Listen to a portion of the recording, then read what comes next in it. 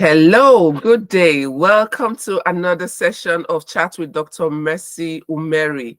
Today, I am here with one of my sisters, Chioma Moma.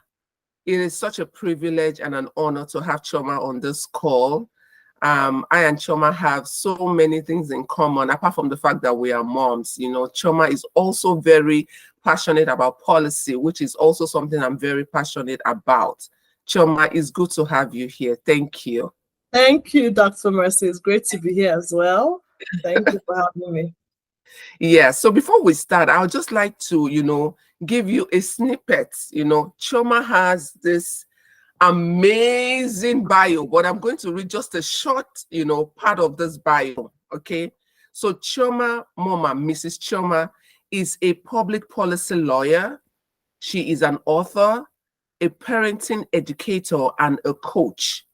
She is an alumnus of Obafemi Awolowo University, Ile-Ife in Nigeria, where she earned a degree in law. She also has where she earned a degree in law and the Anglia, am I saying that right? Anglia Ruskin University, UK, and the University of Exeter, UK, where she earned a master's in public administration and a business administration, respectively. Chioma is so educated. First of all, you are a lawyer, then you have a policy degree, and you have an MBA. Wow. She has earned several certifications from renowned institutions worldwide. Chioma has worked for almost 2 decades in the public sector as a lawyer and a strategist. As an accomplished author, she has written several books for children and adults, and some of those books are First Day at the Big School and Choosing the Right University. As a public speaker and facilitator, she speaks and trains on issues pertaining to family life, parenting, gender literacy, communication, and more. As a coach, she is the coach of coaches and mentors young women, parents, and women generally. She is a wife and mother of 4 blessed children. You can learn more about her work and get her parenting tips via Instagram and her YouTube channel. And interestingly, this video is also going to be on her YouTube channel. So Chioma, welcome. Mrs. Chioma Moma, welcome. Thank you. It's great to be here. Thanks again for having me, Dr. Mercy. And I didn't add, but also I am hoping to become a doctor soon. I'm doing my PhD part-time. It's not easy. I'm on a small break at the moment, but we'll get there. Hey, bye. Mrs. Chioma, how are we going to address you when you are done? Doctor, barrister, MPA, MBA. My parents will be laughing when from heaven they'll be laughing because I was the most unacademically inclined child in the family. Are you serious? I kid you not. I kid you not. But it's interesting how life is. Oh my goodness. I am just so happy to have you here because, apart from the work that you do is just so relatable, it is so relevant, and it is so needed, Today we'll be talking about, working moms and mental health. And there are so many things I want to talk about. It's not even possible to cover the breadth of this topic in 45 minutes. But, we're going to try and touch on the most important things, because for me, I think mental health and women is something we don't talk enough about. And so today, basically, we're going to talk about working moms and how it impacts their mental health. So Chioma, permit me to call you Chioma for the purposes of this recording. And please, let's drop the doctor thing, and please, it's just messy, okay? So, okay. First of all, I want to talk about, let's even start with the mom guilt that so many people talk about. mom guilt. You have 4 children, and if I am from the eastern part of Nigeria. Mhm. There is a peculiarity to our women, from that part of the country. And, from what we can see, Choma, it's just not only in Nigeria or Africa. The gender thing is everywhere. How have you been able to navigate your way as a mom, as a working mom, and still not carry that crown of guilt around? Absolutely. If you see me distracted because my son, I like to give them attention when I'm at home, whether I'm working or Yes, not. that's what we're talking about. Work real life here. No, Real life, no real life. filters. So We the are thing is that moms. mom guilt is so real for the working mom, and I think everyone can relate to it. If I recently I was speaking at this conference, I don't know if you know the Wild conference, and that was what we spoke about that, because when you look at the working mom, what she does, for a long time I always thought, oh, it's Nigerian women that are suffering, and I'm like, no, it is not the truth, because I've attended conferences, I've seen that no, it's happening everywhere. The unpaid work at home is done mostly by the woman. So both of you are going to, work. You have these heavy duty jobs. In fact, you might even be have a better paying role and a higher role than your spouse. But guess You what? You still come do back all that home work. and your spouse might put up his feet and be watching TV, and you are in the kitchen saying, "Okay, honey, what do you want to eat?" And it happens all the time. Or even if you are so blessed and you have a man who is like, "Okay, you know what? I know what's going on. Don't worry. I got the kitchen. I'm fine." The children gravitate towards you automatically more often than not. So you have the statistics are there. You have in some places, the women are doing up to 10 hours, up to 11 hours of unpaid work compared to their male counterparts who might at the best be doing an hour. And I'd like to say a story to kind of illustrate what happens in many households. But this is my youngest, when he was quite little, he used to give me a bath. And I was getting ready for work. I go to work earlier than my husband. We both work. And I had to get his food ready. So I told my husband, give him a bath while I get the food ready. And he said, "Me, I'm tired too." I said, "You are awake now. Please give him a bath." And he said, "It's not even my job." And I said, "Hey, did they write?" I was just like, "Hey, is it on my forehead? I am the child batter." But these are the roles that we have taken, either through stereotypes that have been taken for because we are the ones that spend more time with the children and all that, taking these roles upon ourselves. So, and I had to have a discussion with him, and the next day he did what he needed to do. But the thing is that a lot of us moms are doing so much, and when we now drop the ball or we miss some things, we feel those feelings, we feel like, oh, as a mom, oh, I'll give you an illustration of something that happened. I like telling stories. My second son, when he was finishing primary school, so when he was in primary 6, I was in the UK, doing my MP at the time. I didn't go with him. I went with 2 of my children. I left 2 at home with their dad, and he was one of the 2 I left at home. So primary 6 was on the way, and he said to me, "Mom, please, I want you to be home for my graduation. Oh. Please." And his graduation was in June. My program was meant to be wrapping up around July, but I had finished my classes. It was dissertation left, so I did all I could. Spoke to my supervisor, tried to do as much work as possible so I could come home to be around for his graduation. And I know if I had not come or had not been able to come, let's say it was a program where it had not been possible, I would have felt really bad. If I got him like a day before his grad, I would have felt really, really terrible. And these are the kind of things that a lot of us working mothers have to do. Sometimes we have we have a pressing assignment, so a huge project, we cannot get out of it. We've tried, nothing is happening, and we're like, or maybe it's a huge opportunity, and something involving your child comes by, you're like, oh my goodness, and you see the picture, you're like, oh, why wasn't I there? I was supposed to be. So these are feelings. I tell myself, I tell moms, when it comes to mom guilt, don't beat yourself up. It happens to the best of us. Everybody has gone through that at one point or that. Every working mom can relate. But instead, ask yourself, is there something I can do differently? Yes. Because at times prompts are for a reason. So that prompt might be like, you know what, maybe I can do better. Maybe Yeah. I can make sure I do drop off every day.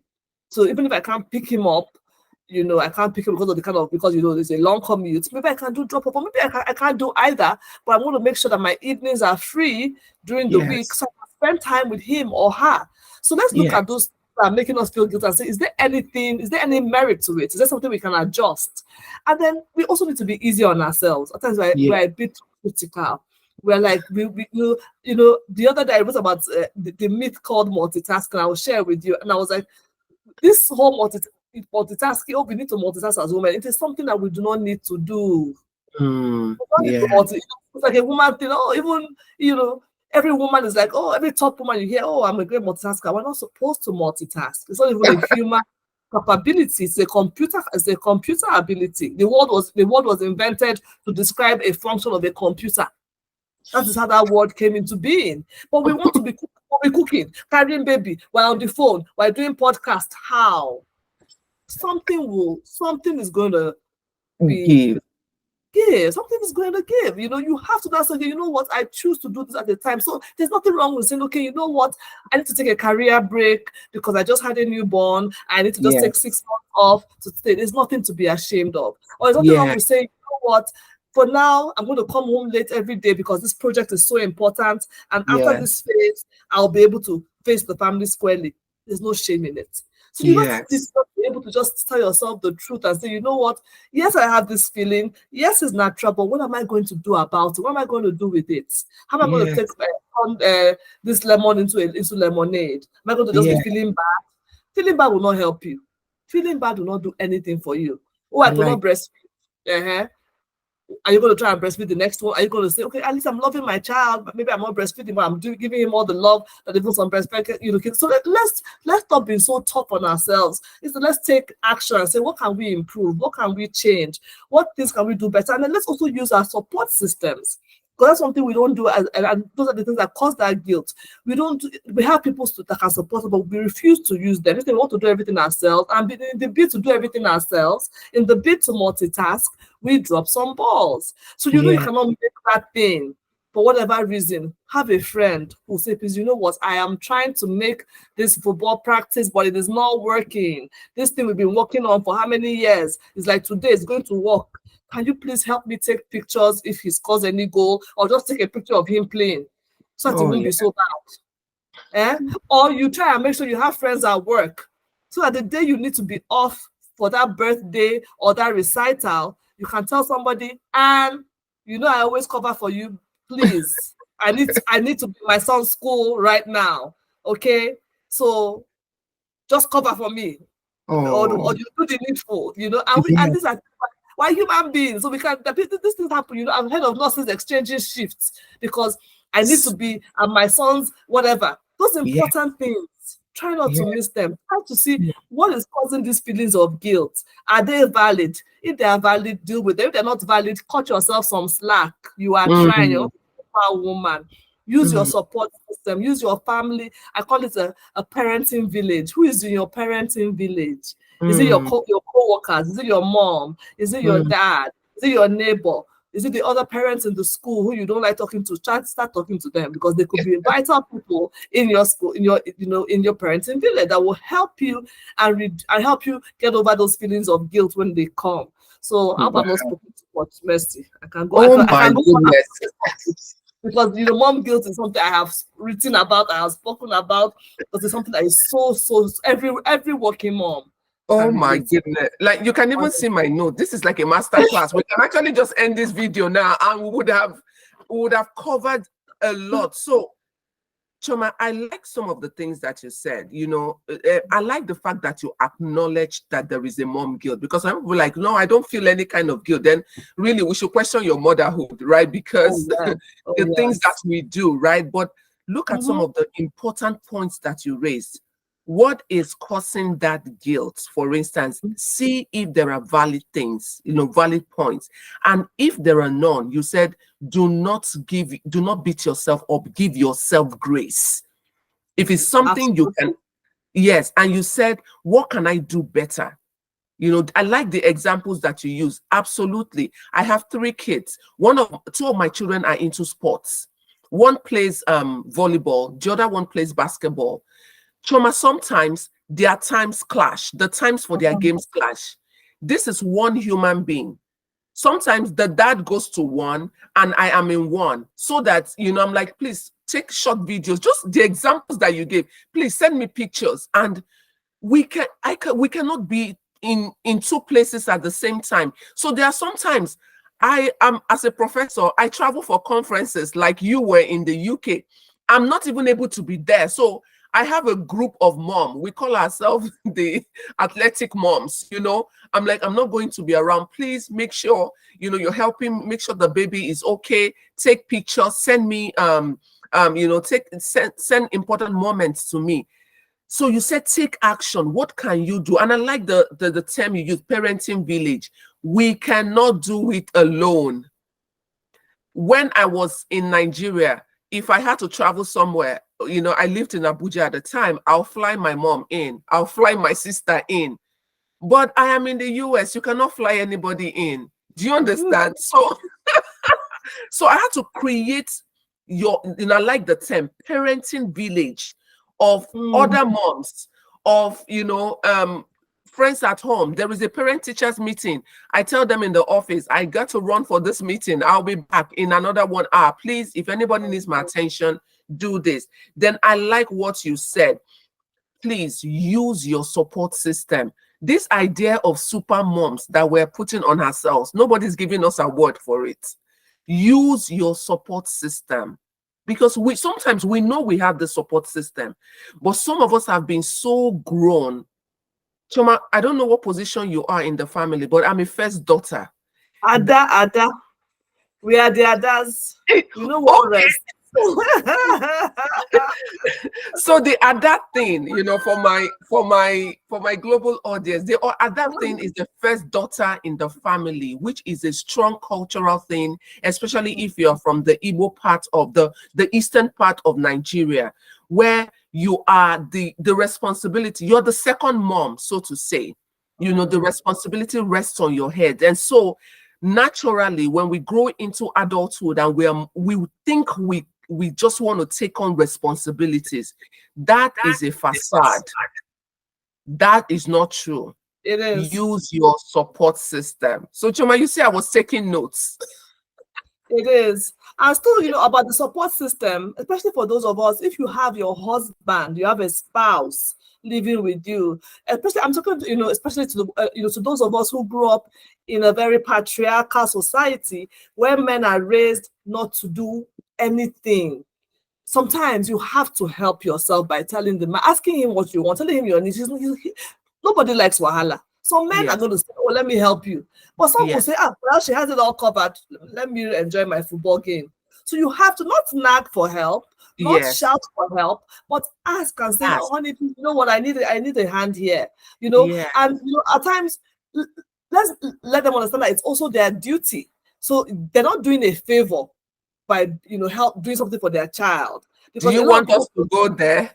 Oh, we have to go there because, you know why we need to go there? Because this issue of, you know, a lot of men crying out later in life that, oh, my child ignores me, it's only their mother, time for Mugo. The children don't know you, my goodness. You are not even spending time with them. All you do is bring out money, scold them when they're not doing well, and you're moving on. So you need to spend time, because they need to understand that it is also for their benefit. I'm telling you to do these things. Let us do this as a family. So that these children can see you. Do homework with your child. Doing homework with your child is something that should be a joy. Yes. You know? Yes. So I'm going to say something here. You know, the you know, the example I gave to you, like when I have to travel and I have to bring in my mom. I remember one time when you know, I had to travel and I met some group of people at the airport, and the question was, you're traveling, who did you leave the children with? I've heard that a million times. And I said, excuse me, who did I left the children with their father. And they're like, oh, so he's the one who is going to be taking care of them until you come back. And I said, absolutely. Is their father. It's not their house help. It's their father. And extremely capable adults. oh my goodness, who is not doing me a favor by taking care of his children? You so when you say that, I'm like, Chioma, do you want us to go there? Let's not go there. Let's not go there. It's a whole different, because, and you know what? I remember when I was doing my master's, the school, the head of admin in my children's school had to call me and say, Mama, your husband is doing an amazing job. Things he would normally just relax and say, Chioma has covered, no problem. He was going over and above. And they are quite capable. But with times they feel insecure because we don't even make them feel like they can do some things. They will carry the baby and you tell them, carry the baby's head well. I say, it's his baby. Nothing's going to happen. Don't worry. Yes. You know, you will criticize everything he does. And you want the wrong socks. If the baby wears 2 left socks, two mismatched socks, one day, it does not matter. He has dressed up the baby. Tell him, oh, honey, you tried. Well done. And encourage him so he can, tomorrow he will do it again. And not say, Yes. this is a woman's thing, man, no fits. No. Come and carry your child. Ask for help. I think that's the biggest thing here. Ask for help. If you have a spouse, ask for help. And even if you're a single mom, because we're also going to talk about single moms, single working moms, ask for help. Use your parenting village, you know, like Chioma has told us, use your parenting village. We cannot do it alone. There is no price for being a super mom, if there's anything like that. There's no price for being the, how do they call it, the alpha mom. There's no price for that. Not at all. Thank you so much. Oh my goodness. But thank you so much. That is so, I mean, that is so profound and so instructive. So let's talk about balancing, you know. I use that word carefully because I'm one of those people who do not believe that we can balance it all. Recently, I think I even did a video, one of my YouTube video on work-life integration, because for me, that works better for me than say balancing, you know. Absolutely. So with work-life integration, we've already used some of those examples. I mean, I'm at work, but I had to attend a PTO meeting. In between work, I can quickly run for that meeting and return back to work.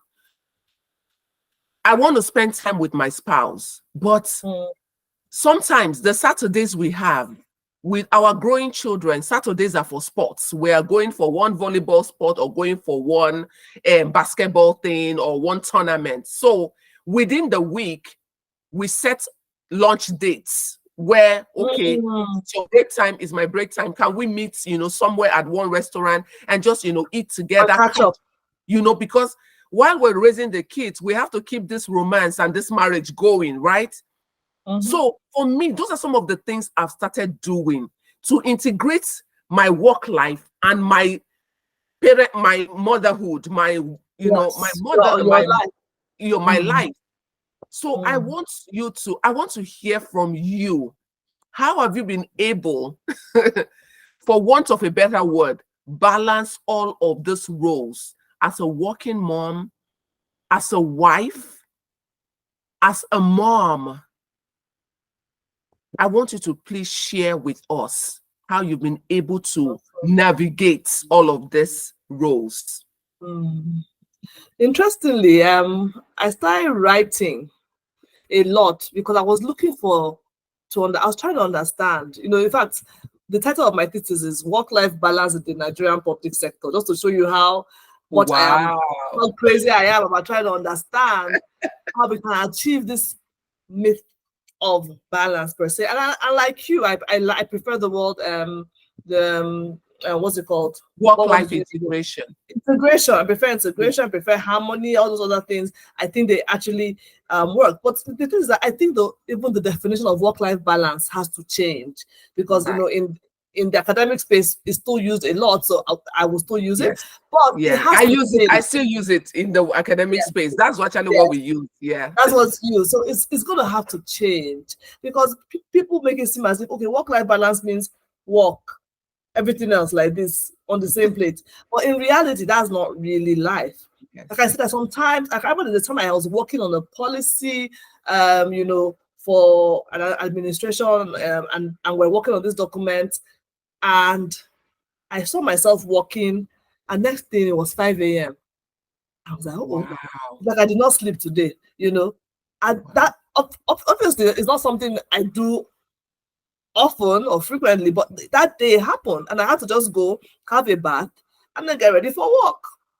That Wow. was and so so those things are, of course, it's not a healthy way to live, but it was a one-off, and those Yes. times will happen. And there are Yes. times where you will say, okay, you know what, I'm taking time off to say I'm going to stay at home.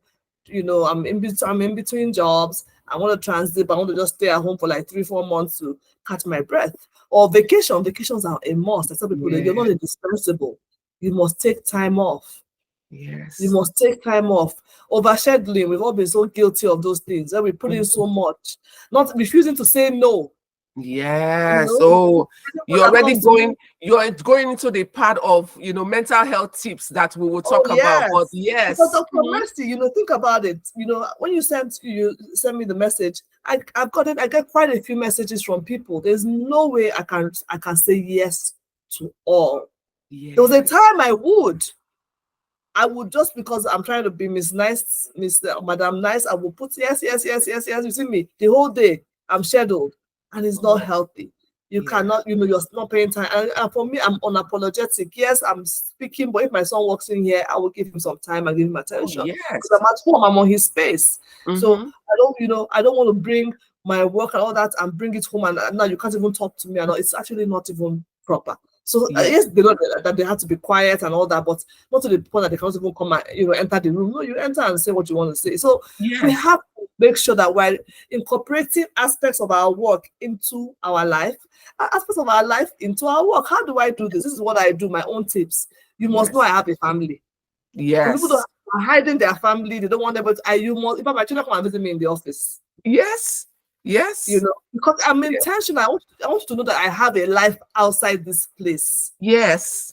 I'm very intentional about talking about my family. I don't overdo it, but I do it. Now I'm Yes. responsible. I see that this is a place that if I go and do school runs or do pickup, it will affect the workflow. So I don't always pick up, but I have things I do. So for instance, if it's something important, I will say, oh, you know what is I will prime you. If I have a supervisor, I will give you heads up. That's Yes. that. Please, this is happening tomorrow. Blah blah blah. I will do all my tasks on time. Yes. But there's Yes. nothing that's going to make you say, oh, no, no, no, we have this deadline. I said, no, deadline done. I've already done it. I've dealt with it, so I'm good. If I need to even take time off, I will take the time off Yes. because there are some, I love this illustration that we have balls that we juggle in life. We talk about Mm-hmm. work-life balance, and we have different balls. And some balls are glass balls. They cannot Mm. afford to fall and break. You Mm. can hold them and say, oh, let me just put you down small for a minute. Like the day I did not sleep, the ball of my health and all, I put it down for a bit, but I did not allow it to fall. If Yes. I had continued on that trajectory of not sleeping for, that would have been dangerous because at that That's point the not ball might healthy. fall. Yes. So the ball, your family life is one of those Mm-hmm. balls that you should not compromise it. It should never be allowed to break. There's Mm-hmm. some balls that you can actually say, you know what, if you like break, it's okay, I'll get a new one. Or some balls that are they're not breakable. Yes. They're elastic. If they fall, they're going to jump back up. They'll Fine. bounce up. Yeah. So the balls in your life. You have to prioritize, know what's important at every point in time.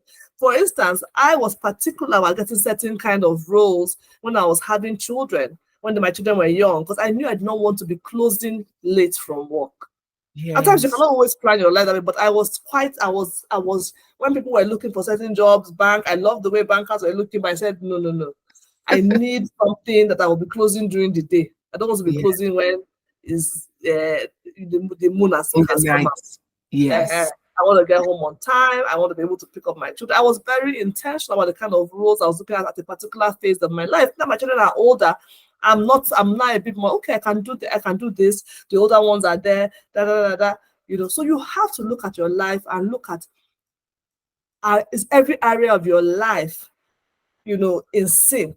That is really what I think work-life balance is, sync. Is it in sync? And some people, when they think of work-life balance, they think, oh, okay, I don't have children. It's not important. No, that you don't have a child does not mean that you should not have a work-life, but that you should sleep in the office. Because a lot of Yeah. women, maybe they don't have children, and they now say, well, you can stay here to midnight. No, you have your mental health to protect. You have a Yes. social life. You have family. You have friends. You have your other things that you want to do. Maybe you have a social club that you belong to, where you want to go and hang out, or you want to go and serve in church. You're doing Yes. everything in sync, and it's contributing to your whole being, so that you're not feeling burnt out. You're not feeling distressed at the end of the day, because that is really what I'm talking about. You don't want a Yes. situation where at the end of the day your life is so packed, so unhealthy that you're burning out either at home, because people do burn out at home, or you're burning out at work. That is what you don't want. A balanced life, a life where things are in sync. Yes, sometimes you might have to go the extra mile. Yes, sometimes you might have to close late. Yes, sometimes you might end up missing some things, but that it cannot be the norm. You not taking care of your health cannot be the norm. You never getting a pedicure cannot be the norm. You never going on vacation cannot be the norm. You have to make sure that everything, you feeding yourself, your spiritual life, you exercising. Those are things that are important, and they all make up that life that we're talking about. Socialization, spirituality, grooming yourself, self-care.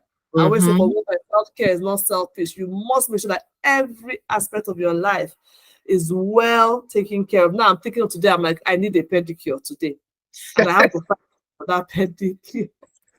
I have to find time for that pedicure. Because it's part of that my self-care that is so important to me. Yes. Yes. Oh my goodness. I like what you said. You said a balanced life is a life where things are in sync. Yes. And I like the example of the juggling of balls that you used. And I just like the analogy you gave of some of those balls that are fragile, so to say, that you cannot allow to drop on the ground, and one of those big things would be our health, not just our physical health, our social life, our emotional life, our spiritual life.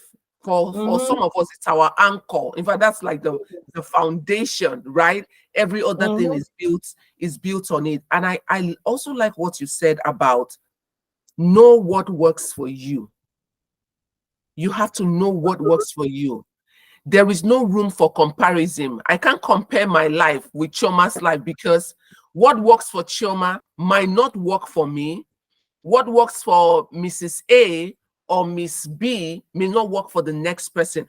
Look at what works for you and prioritize accordingly and be intentional.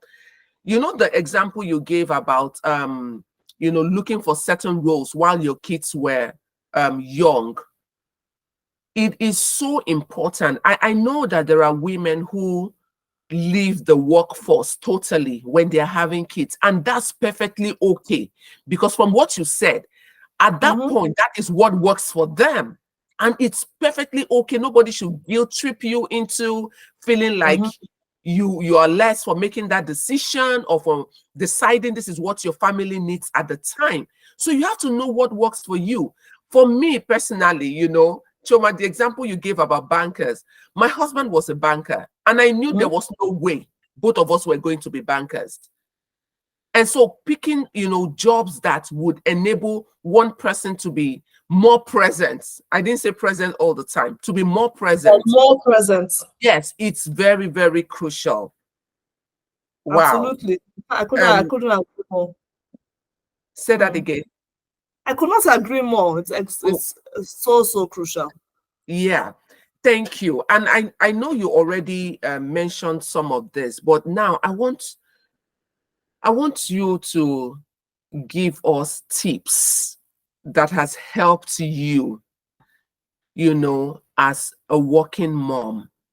And now I just want to, when I say working mom now, it's a blanket. Working mom, whether you are a single mom, whether you are a be by yourself choice mom, because that's the big thing I'm seeing in the US. So you're not a single mom, You know, because single moms have an idea, you know, we have an idea of what a single mom is, but this one is you're a mom by choice. You decided to Yes. be a mom, yes, by yourself, Mm-hmm. you know.